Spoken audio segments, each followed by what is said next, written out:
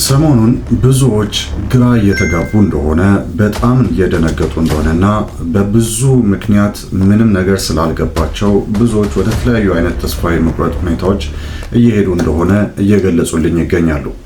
ለምንድን ነው ይሄ ሁሉ የተፈጠረው ብላችሁ ልታስቡ ትችላላችሁ። እርግጥ ነው ሰሞኑን በተከታታይ ከሰራኋቸው ከአድሰንስ አካውንት መዘጋት ጋር በተያያዘ አይደለም። ሆኖም ግን አሁንም ከዩቲዩብ ጉዳይ ጋር በተያያዘ ነው። ታዲያ ምንድነው ብዙዎችን ያስደነገጣቸው ድንገት ባልታሰበና ባልተጠበቀ ሁኔታ እንደዚህ አይነት መደናገጥና ግራ መጋባት የተከሰተው በምን ምክንያት ነው ብላችሁ ልታስቡ ትችላላችሁ። ይሄን በተመለከተ ዛሬ ይሄንን ቱቶሪያል ቪዲዮ መስራት ስላስፈለገኝ ለብዙዎቻችሁም ደግሞ ምላሽ ይሆናል ብዬ ስላሰብኩኝ ይዤላችሁ ቀርቤያለሁ። ብዙዎች እንድትደናገጡ ምክንያት የሆናችሁ ነገር ምንድነው ካላችሁ ዩቲዩብ አዲስ ያመጣው ማሻሻያ ነው። ይሄ ማሻሻያ ሰዎች እንደ ማሻሻያ ሳይሆን ወይ የዩቲዩብ ቻናላቸውን አለበለዚያም ደግሞ እንደ ብዙዎቻችን የአድሰንስ አካውንታቸውን ሊዘጋባቸው እንደሆነ ስለተሰማቸው ነው። እርግጥ ነው ዩቲዩብ እንደዚህ አይነት የሲስተም ማሻሻያዎችን ሲያደርግ ብዙ ጊዜ ማስታወቂያዎችን አይናገርም። ቀጥታ እነዛን ማሻሻያዎች በቪዲዮዎቹ ላይ አለበለዚያም ደግሞ በተለያዩ አይነት መንገዶች ለመተግበር ጥረት ያደርጋል። ስለዚህ ይሄ ብዙዎችን ግራ ሊያጋባ መቻሉ ምንም የሚያስገርም ነገር አይደለም። እንግዲህ እዚህ ጋር የምታዩቸው የተለያዩ በሶስት የተለያዩ ፍሬሞች የተቀመጡ ወይም ደግሞ ሶስት የተለያዩ ምስሎችን ትመለከታላችሁ።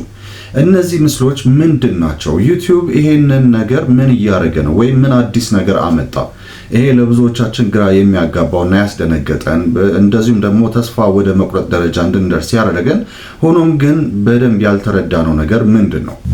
ዩቲዩብ አሁን ከዚህ በኋላ የተለያዩ አይነት ቪዲዮዎች ወደ ዩቲዩብ ስቱዲዮአችን ላይ አፕሎድ ሲደረጉ ወይም ወደ ዩቲዩብ ቻናላችን ላይ በምንሰቅልበት ወይም አፕሎድ በምናደርግበት ጊዜ ከዚህ በኋላ በተለያዩ አይነት መንገዶች ቪዲዮዎቻችንን እና ማንኛቸውንም የዩቲዩብ ቻናላችን ላይ ያሉ ስታተሶቻችንን ቼክ ማድረግ ይጀምራል። ስለዚህ እንግዲህ ከዚህ ጋር በተያያዘ ታዲያ ዩቲዩብ ከዚህም ጠንከር ያለ ቼክ ማድረጊያ ወይም መፈተሻ መንገድን አቅርቧል። ይህንን እንግዲህ በቅርብ ጊዜ ጀምሮ ተግባራዊ ለማድረግ ጥረት እያደረገ ነው። ለመጀመሪያ ጊዜ ቪዲዮዎቻችሁ ላይ የሚታዩ ወይም ደግሞ ዩቲዩብ ስቱዲዮአችሁ ላይ የሚታዩት እነዚህ ነገሮች ታዲያ የተለያዩ አይነት መልእክቶችን አብረው ያመጡላቸዋል። የተለያዩ አይነት 3 አይነት ምልክቶችንም አብረው ያመጡላቸዋል። ለምሳሌ የመጀመሪያው ምስል እንመልከት። እዚህ ምስል ላይ የምትመለከቱት ነገር ምንድነው የሚያሳያችሁ ካልን ይሄ መግለጫ ከዚህ ቀደም በተለያዩ ቦታዎች ተበታትነው የሚታዩ የቪዲዮ ገደቦችን ወይም ደግሞ ሪስትሪክሽንስ አሁን በአንድ ማዕከላዊ ቦታ ላይ እንዲጠቃለሉ የተደረገበት ሁኔታ ነው። ይሄ አንዱ የዩቲዩብ ማሻሻያ ነው። ታዲያ ለምንድን ነው ይሄ የመጣው? ጥቅሙ ምንድን ነው ልትሉ ትችላላችሁ። ቪዲዮዎቻችሁ ሰፊ ተመልካች ዘንድ እንዳይደርስ የሚከለክሉ ነገሮች ካሉ ከቪዲዮ ገቢ የማግኘት እድላችሁ በተለይ ደግሞ ሞኔታይዝ የሆናችሁ ቻናሎች ማለት ነው ገቢ የማግኘት እድላችሁ በተመልካች አገልግሎቶች ላይ ያመጡት ወይም ደግሞ የሚያመጡትን ተጽዕኖ በቀላሉ እንድትረዱት የሚያስችላችሁ አንድ የማሻሻያ አይነት ነው። ስለዚህ የመጀመሪያው ምስል በደንብ ተመልከቱት። እንደዚሁም ደግሞ ከስር ያሉት ጽሁፎች የሚገልጹትም ይሄን ነው ማለት ነው።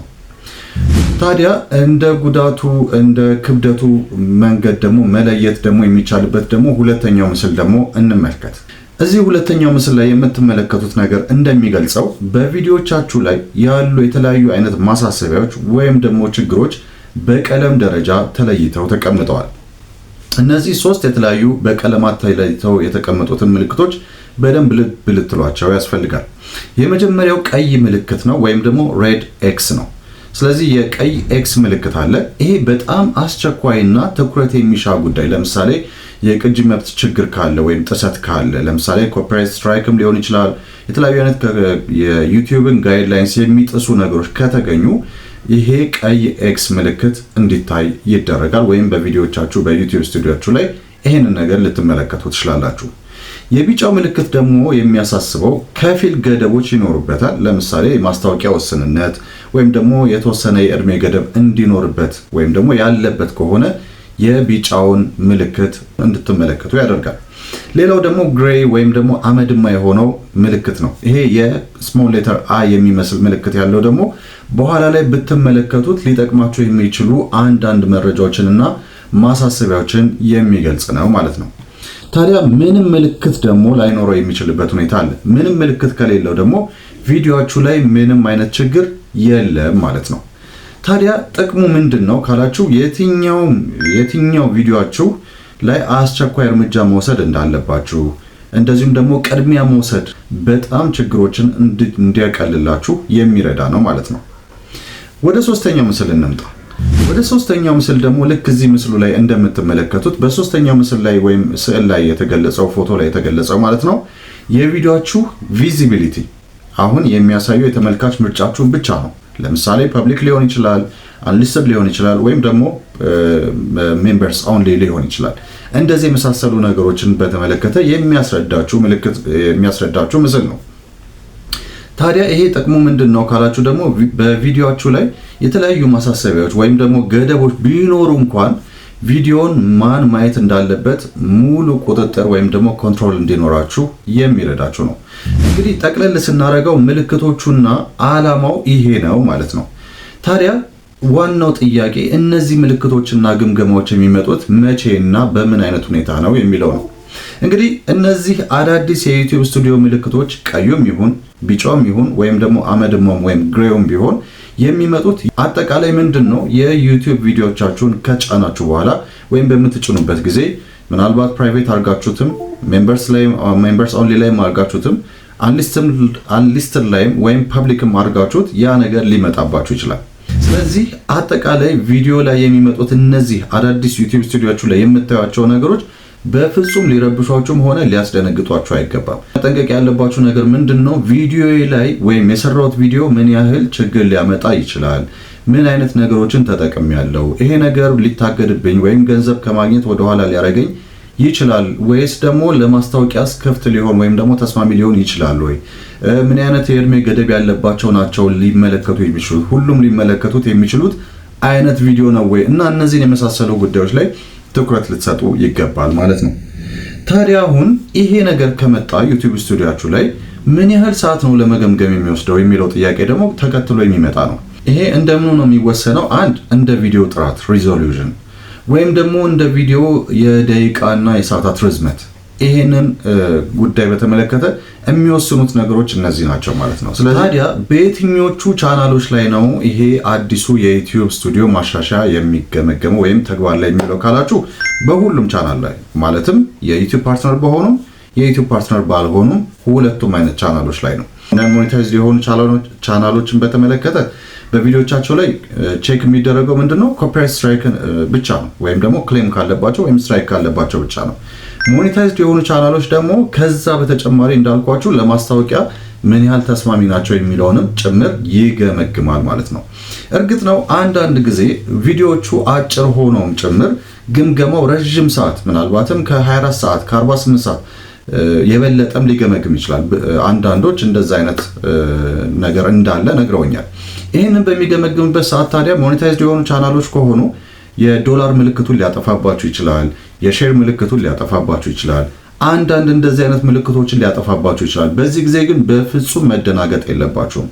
እንዳልኳችሁ ቀደም ሲል መጀመሪያ ጥንቃቄ ማድረግ ያለባችሁ በቪዲዮአችሁ በምትሰሩት ቪዲዮ አይነትና በተጠቀማችኋቸው ጉዳዮች እንጂ ከዛ በኋላ በሚደረጉ ቼክ ወይም ደግሞ ፍተሻዎች ላይ ምንም አይነት መደንገጥ የለባችሁም። አንዳንድ ጊዜ 24 ሰዓት ባይመጣ ወይም 48 ሰዓት ሙሉ የዶላር ምልክቱ ባይመጣ ቪዲዮቻችሁ ገንዘብ እየሰሩ አይደለም ማለት አይደለም። ስለዚህ ቪዲዮቻችሁ ገንዘብ መስራታቸውን ይቀጥላሉ። ቼክ ማድረጉ ግን ረጅም ጊዜ ሊወስድ ስለሚችል በዚህ ምክንያት አንዳንድ ምልክቶችን ቶሎ ባያመጣላችሁ መደናገጥ የለባችሁ። ቪዲዮን ለህዝብ ለማሳየት ካሰባችሁበት ሰዓት ቢያንስ ከአንድ ቀን ወይም ከ24 ሰዓት እስከ 32 ሰዓት አስቀድማችሁ ቪዲዮቻችሁን አፕሎድ አድርጉ። እንደዚሁም ደግሞ ስትጭኑ ወዲያውኑ ፐብሊክ ላይ አትልቀቁት። አንሊስትድ አድርጉት ወይም ደግሞ ፕራይቬት ማድረግ ትችላላችሁ። ቪዲዮውን ፈጽሞ ፐብሊክ ማድረጋችሁ በዚህ ሰዓት አይመከርም። ስለዚህ አንሊስትድ አድርጋችሁ ስትጭኑት ዩቲዩብ በስተጀርባ ፍተሻውን ማካሄድ ይጀምራል። ስለዚህ ፐብሊክ እስከሚሆንበት ሰዓት ከ24 ሰዓት ወይም ከ32 ሰዓት አስቀድማችሁ አንሊስትድ ላይ ወይም ፕራይቬት ላይ አድርጋችሁ ከጫናችሁ ፍተሻውን እስከዛ ጊዜ ድረስ ፐብሊክ እስከሚሆንበት ጊዜ ድረስ አድርጎ ይጨርሳል። ልክ ፐብሊክ ሲሆን ኦልሬዲ ንጹህ ሆኖ ይለቀቃል ማለት ነው። ስለዚህ ይሄ አንደኛው ጥሩ ነገር ነው። ሌላው ነገር ደግሞ አጠራጣሪ ቃላትን ማስወገድ ነው። ይሄ ማለት ቪዲዮን አንሊስትድ አድርጋችሁ በምትጭኑበት ጊዜ ርዕሱ፣ ዲስክሪፕሽን ቦክስ ላይ የምትጽፏቸው ነገሮች፣ የምትጠቀሟቸውን ቃላት በጣም ቀላል ለማድረግ ሞክሩ።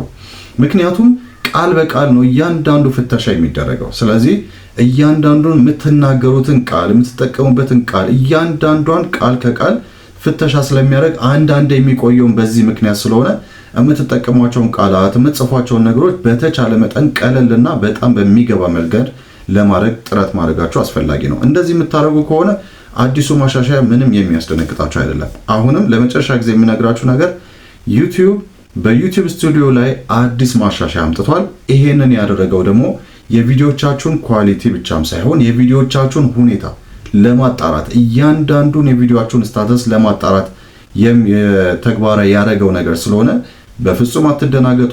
ጉግል አድሰንሳችሁን ለመዝጋት አይደለም፣ ዩቲዩብ ቻናላችሁን ለመዝጋትና ለማገድ አይደለም። ምንም የሚያስደነግጥ ነገር የለም። ሞኔታይዝድ የሆነ ቻናል ያላችሁ ገንዘብ መስራታችሁን ትቀጥላላችሁ። ምንም የሚያሰጋችሁ ነገር የለም።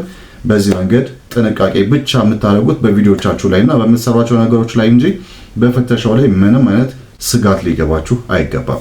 ለማንኛውም ይሄ ቪዲዮ ይሄንን ይመስላል። በሚቀጥለው ደግሞ በሌላ ቪዲዮ እመጣለሁ። በነገራችን ላይ ትላንትናና ከትላንት ወዲያ ከዩቲዩብ ሄልፕ ጋር ኦንላይን ቻት አድርጌ ነበር በጉግል አድሰንሳችን መዘጋትና ከዛ በኋላ ተከትሎ ደግሞ ምን አይነት ነገር ሊፈጠር ይችላል በሚለው ዙሪያ አንዳንድ መረጃዎችን ተለዋውጫለሁ። ይሄን በተመለከተ በሚቀጥለው ቪዲዮ ላይ ይዤላችሁ የሚቀርብ ይሆናል። ይሄ ለብዙዎቻችሁ ምላሽ ሊሆን ይችላል ብዬ አስባለሁ። ምክንያቱም አሁንም ድረስ ብዙዎቻችሁ እየጠየቃችሁኝ ነው። ቀጣዩ የጉግል አድሰንሳችን እጣ ምን ይሆናል? ጉግል አድሰንሳችን ሙሉ ለሙሉ ሊዘጋ ይችላል ወይስ ደግሞ አሁን አድሰንሳችን ላይ አካውንታችን ላይ ገባ ማለት ገንዘብ ወደፊት ተከፋይ የምንሆነው መቼ ነው? የመጨረሻ ፔመንታችን ነው ወይ? በጣም በርካታ ጥያቄዎች እየደረሱኝ ስለሆነ በዚህ ጉዳይ ላይ በሚቀጥለው አንድ ቪዲዮ መሰራ ይሆናል። እስከዛ ጊዜ ድረስ እንግዲህ እንድትጠብቁኝ በዚሁ አጋጣሚ ልነግራችሁ እወዳለሁ። በሚቀጥለው እስከምንገናኝ ድረስ ሰላም።